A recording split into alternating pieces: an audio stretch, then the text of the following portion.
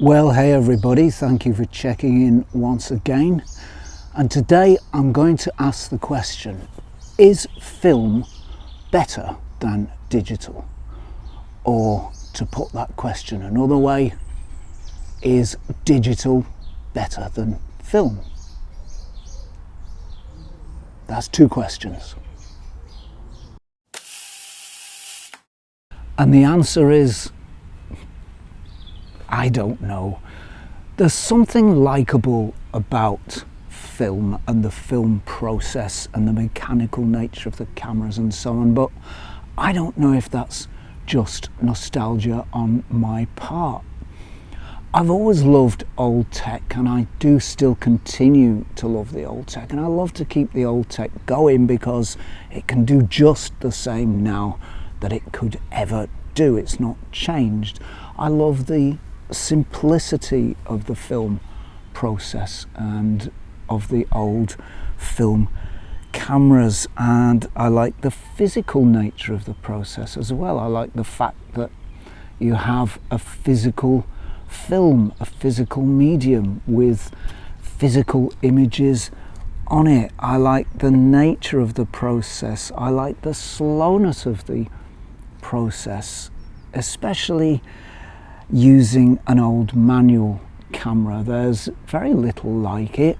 It's slow, it's relaxing, it's zen-like, and in that slowness you can think a little more. There's time for a little more creative thinking to come across. I like the magical nature of the medium, and there is something magical about the film process. There is something magical in the notion that you can have a latent image stored on a physical piece of film, and that latent image can be brought out by the addition of certain chemicals. I love the passive nature of the film process, the fact that it's just light falling upon silver nitrates, or I think silver halides as it now is, that creates an image and holds that latent image there in the dark, sort of magically there but not there, unfixed, undeveloped, until you pour those chemicals on it. And there is a magic in that process, there's no doubt about it.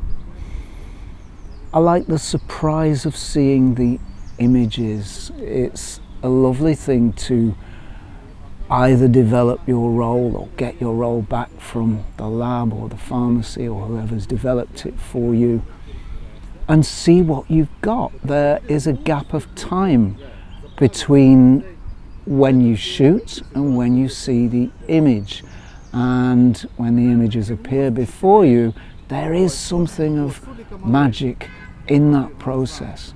I love the way that it takes me back to the old days, to the 70s and 80s, when I was learning photography and when the whole world and everybody in it used film all the time. It does take me back to those days. That is definitely nostalgia on my part, no question about it, but even so, the cameras feel special in a way that digital cameras don't.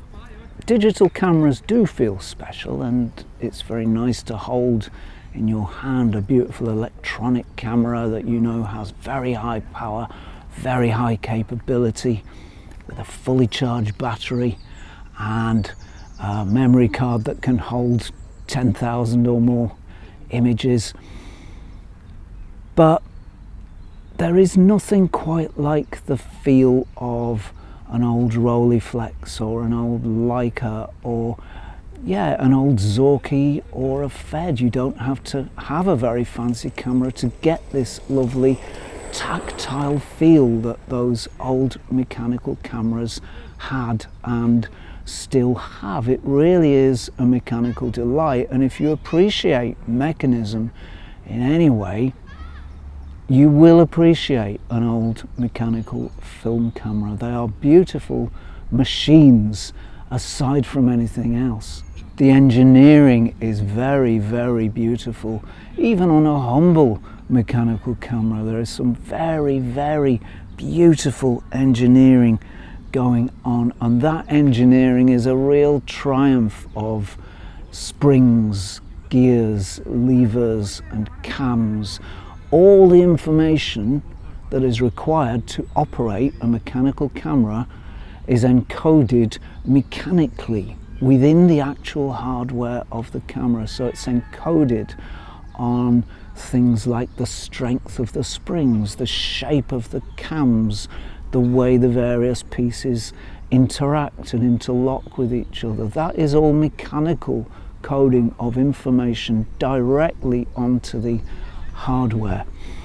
And it's just beautiful. If you love engineering, if you love mechanism, or if you just love old things, these are very beautiful cameras, and film is a very beautiful way to make images. No question about it. But there are things, of course, that I don't like about film photography. And number one on the list is I don't like paying for film and for developing. Or rather, I'll qualify that. I don't mind paying a reasonable fee for film and developing, but I do think that the cost of film has gone beyond reasonable and the cost of developing has gone beyond reasonable. That situation has arisen, I think, because of the way the market is now, and the fact that there's really only one major manufacturer of film, and that's Kodak, and they've got the market to themselves, and so they pretty much can charge what they like. And so I'm not really keen on paying for film and developing, and of course that's something you don't have to do with digital. I do love the magic of film, as I've said earlier, the way the latent image appears on that film just by the addition of chemicals. But my goodness, it's such a long-winded and fussy, bothersome process, and my goodness, you don't have to invest some time into that process if you're doing your developing yourself. It's messy, it involves chemicals, and I don't really enjoy it, to be honest, apart from seeing the final image. I love it when you see the final image, but I don't like all the flipping faff that goes with it.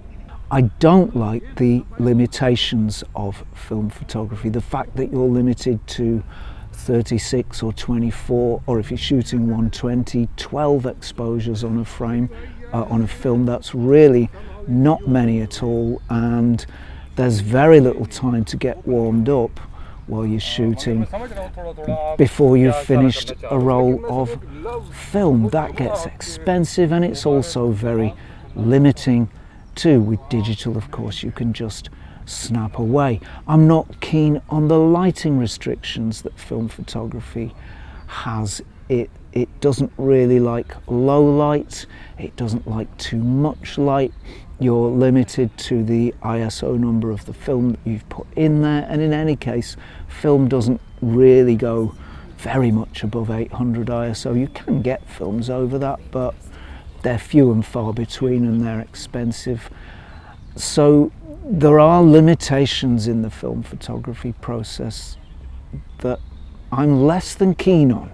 Now, of course, digital photography is both very similar to and very different from film photography, and there are several things about it that I like very much.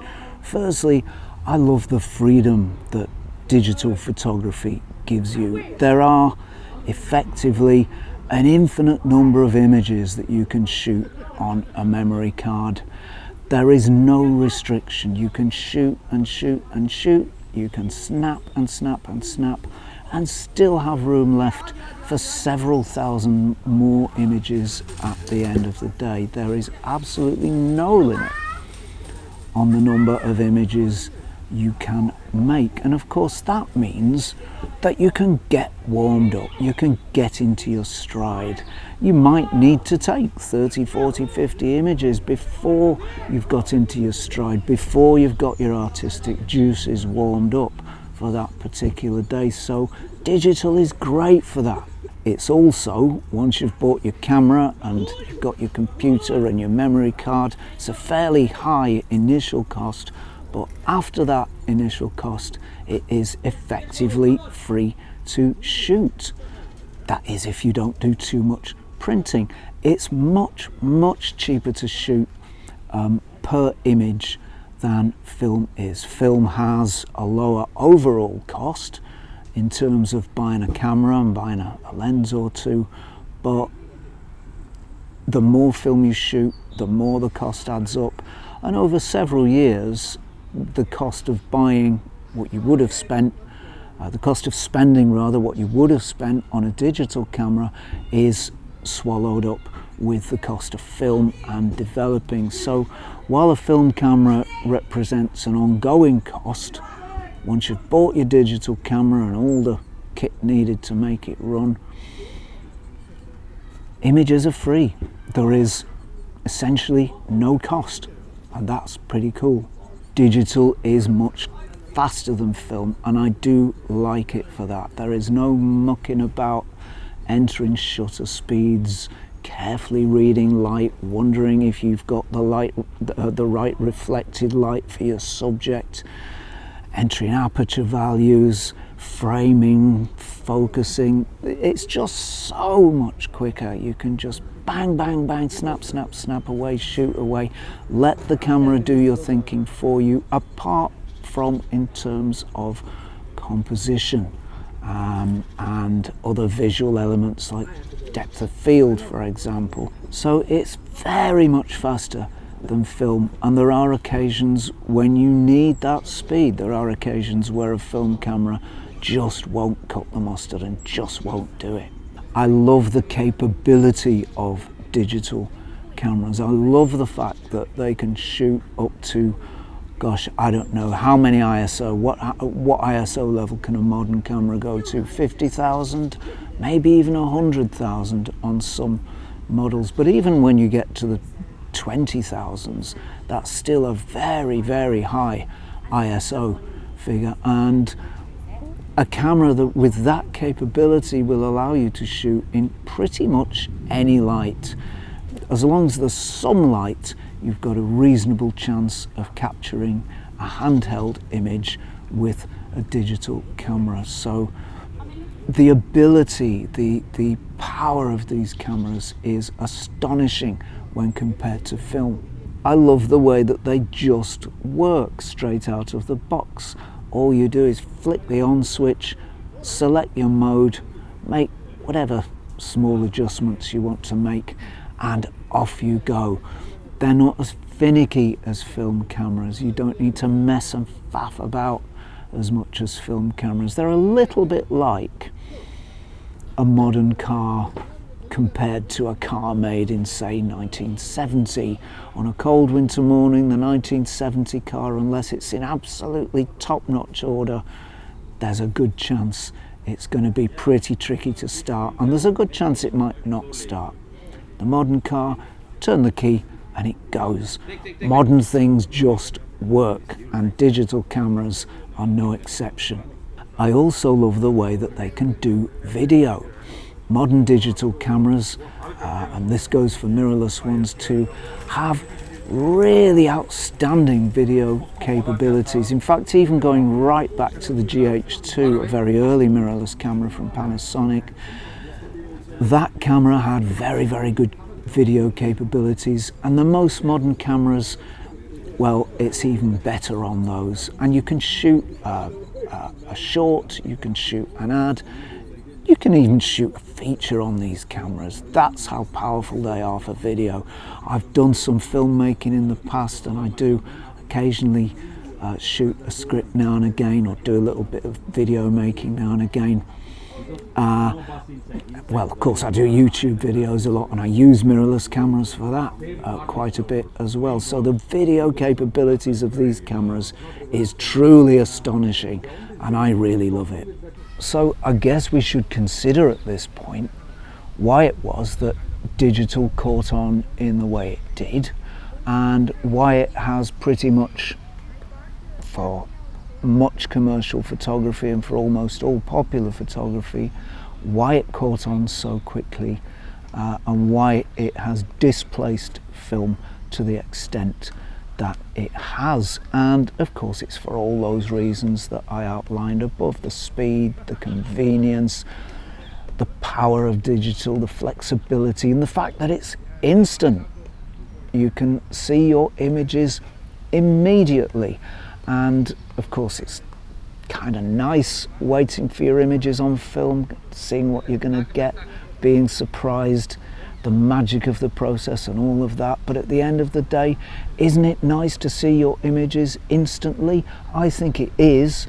That's why Polaroid did so well in the past, and that's part of the reason, a big part of the reason, why digital has done so well recently, and why it's displaced film in the way that it has. There's no worry about that we always had in the film days: did a certain shot come out? Did it come out? And the number of shots that didn't, in inverted commas, come out, or you know, the ones that had faults on them, the ones that were out of focus, underexposed, overexposed, was quite large. You never quite knew what you were going to get on film, whether a shot was going to work or not, whether you'd focus right, whether you'd remembered to put in the right exposure values. So the question, did it come out, is pretty much redundant with digital. Did it come out on digital? Yeah, it did. It's often said that one of the good points of film photography is that it slows you down and gives you time to consider, gives you pause to think, lets the creative juices flow. But of course the converse to that, the other side of that coin, is that digital speeds you up, and that's a fantastic thing too. It's much quicker, it's much faster. You don't get that time to think. You don't need that time to think with digital. You can snap away until you can get what you want and find what you want by the actual process of photography, and not by considering what will work, not by considering you know, what are the right light values, what's the right way to photograph this shot, what angle is right. You just find that with digital by doing. You know, you find the best angle and you can snap away and find it. So there's a tremendous amount more flexibility with digital images. Editing is far easier than it used to be. It used to be that only professionals could edit an image, or at least if not a professional, you'd really need to know what you were doing in the developing process, dodging, burning in, touching in, retouching images. All of those skills required very specialized tools and very specialized knowledge.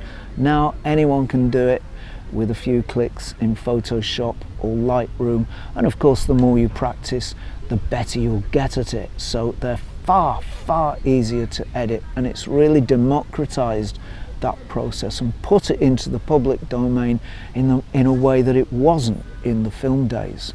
And finally, of course, how could I not say this, with a digital mirrorless camera, in fact a lot of DSLRs will do something almost as much, but with mirrorless cameras you can shoot any lens, well pretty much any lens ever made. There are a few exceptions, but you can certainly shoot almost all of your 35mm lenses made for 35mm cameras.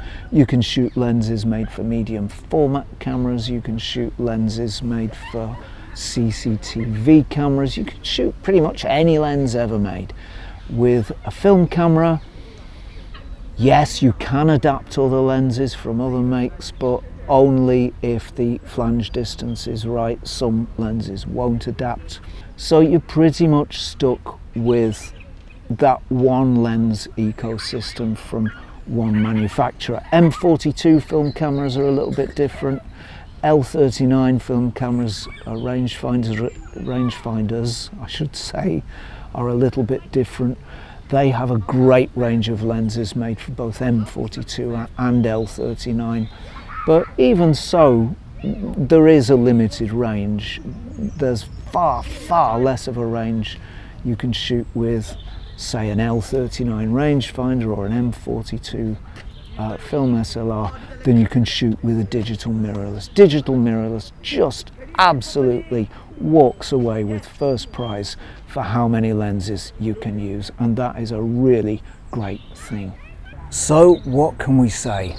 What is the answer to our question, is film better than digital? Well, each has strengths and weaknesses, each has things that you can enjoy, each has advantages over and above the other.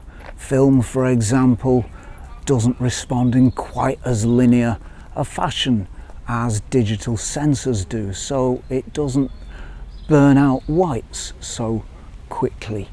Film is a slower, more meditative process for sure, yet digital lets you get the job done because it means you can shoot and shoot and shoot without limit. So at the end of it all, the answer has to be, is film better than digital? Is digital better than film? I don't know. It really depends what you want to do with them, what the shoot is all about, whether you're shooting professionally, whether clients have asked for film. It might even be down to, as I know it is with me sometimes, it might even be down to what mood you're in that day and what you feel like doing. So there's no easy answer to this question. Both have advantages, both have disadvantages, but both are wonderful technical processes that will do an incredible job, that will work a miraculous feat, that will shoot for you or make for you an image from reality of a moment in time. So I'm not going to worry too much about which is best or which isn't. I'm going to leave it up to my choice on the day. As for me, well, there's something very like spring going on here today. The sun is shining, the birds are singing, and the cameras are itching to be exercised. So I'm going to go out, take advantage of this beautiful, beautiful day, and just take my time and shoot some images and see what comes to me. And I know a few better ways than spending a Sunday afternoon, be it with a film camera or a digital camera. There are a few better ways to spend an afternoon than that. So ladies and gentlemen, boys and girls, that's about it from me for now. I hope this episode has been interesting. I hope it's been useful, at least to some extent. Thank you very much for tuning in and watching. Thank you to subscribers for your support, that is really appreciated. And thank you to patrons for your support, that is very much appreciated also. If you've enjoyed this episode, then please do consider chucking us a sub, that would be appreciated. And if you think this old hippie is not doing too bad a job of keeping the old cameras and lenses alive into this 21st century, if you like the material on this channel, then you might consider becoming a patron. You can do it over at www.patreon.com/Zenography, and you can do that for as little as $1 per month. So that's it from me for now. Many thanks for watching, and if you're not doing anything too irksome, difficult, bothersome or irritating next week at around this time, please do tune in and join me for a spot more Zenography. Cheerio all.